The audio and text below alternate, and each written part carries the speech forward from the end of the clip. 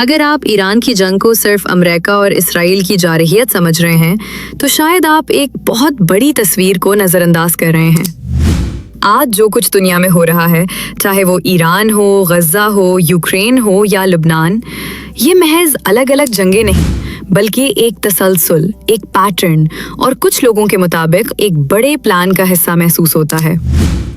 आलमी सतह पर एक ही वक्त में कई फ्रंट्स का एक्टिव होना, बढ़ती हुई कशीदगी, मुआशी दबाव, तवानाई के बहरान और सियासी अदम इस्तेहकाम, ये सब इशारा देते हैं कि दुनिया एक गैर मामूली दौर से गुजर रही है।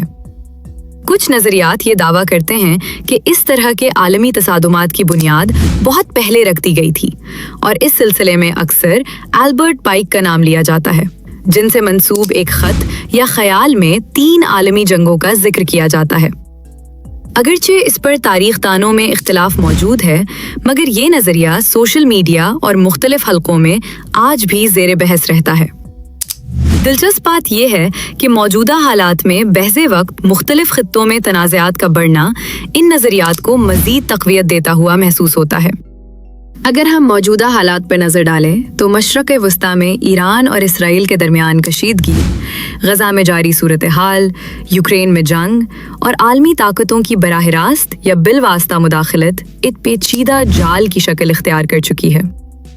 इसके साथ साथ आलमी मईशत दबाव का शिकार है, महंगाई बढ़ रही है और आम इंसान ज़हनी व मुआशी तौर पर थकन का शिकार होता जा रहा है। दिलचस्प तौर पर मुख्तलिफ मज़ाहिब और तहजीबों में भी एक ऐसे दौर का जिक्र मिलता है जब दुनिया शदीद आजमाइशों से गुजरेगी। इस्लामी तालीमात में फितनों के दौर का जिक्र है, ईसाई अकायद में एंटी क्राइस्ट का तस्वर मिलता है, जबकि हिंदू फ़लसफ़े में कली योग को एक ऐसे ज़माने के तौर पर बयान किया जाता है जहाँ बेचैनी, फसाद और अखलाकी ज़वाल आम हो जाएगा। अगरचे इन तमाम तसव्वुरात की अपनी अपनी तशरीहात हैं, मगर एक मुश्तरक बात यह है कि ये सब एक ऐसे वक्त की निशानदही करते हैं जब इंसानियत शदीद दबाव और कन्फ्यूजन का शिकार होगी। ऐसे हालात में सबसे अहम चीज़ शऊर और समझबूझ है। हमें हर खबर, हर बयानिए और हर नज़रिए को आंखें बंद करके कबूल करने के बजाय तहकीक और अक्ल के साथ देखना चाहिए।